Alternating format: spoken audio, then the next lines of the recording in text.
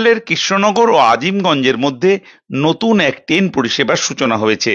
এটির শিয়ালদাহ থেকে ভার্চুয়ালি সূচনা করেন রেলমন্ত্রী অশ্বিনী বৈষ্ণব।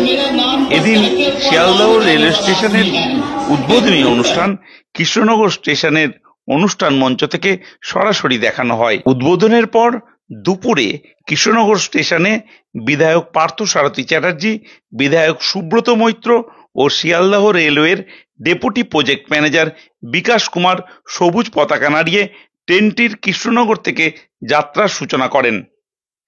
এদিন উদ্বোধনী অনুষ্ঠান দেখতে কৃষ্ণনগর স্টেশনে বহু মানুষ ভিড় জমান।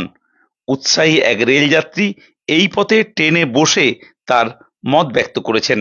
উত্তরবঙ্গ আমাদের হাতের মুঠোর মধ্যে চলে এলো, স্বল্প সময়ে আমরা উত্তরবঙ্গে যেতে পারবো।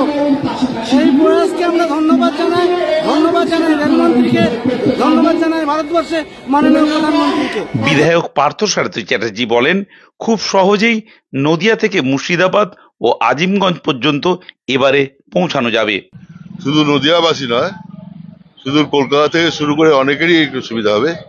এবং নদিয়ার যে স্পেশাল ব্যাপারটা, স্পেশাল সুবিধাটা হচ্ছে এখান থেকে আমরা সহজেই মুর্শিদাবাদ বা আমাদের একদম আজিমগঞ্জ পর্যন্ত আমরা পৌঁছে যেতে পারবো। প্রীতম ভৌমিক জানিয়েছেন, এই পথে রেল চলাচলের দাবি দীর্ঘদিনের। আজকে একটা ঐতিহাসিক মুহূর্তে সাক্ষী হলাম।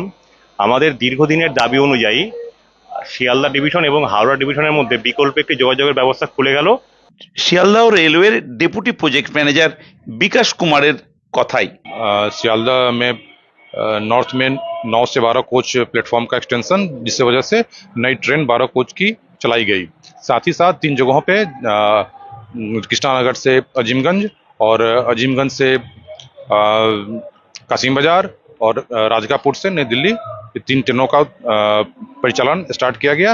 सभी माननीय रेल मंत्री द्वारा वीसी के माध्यम से उद्घाटन किया गया है।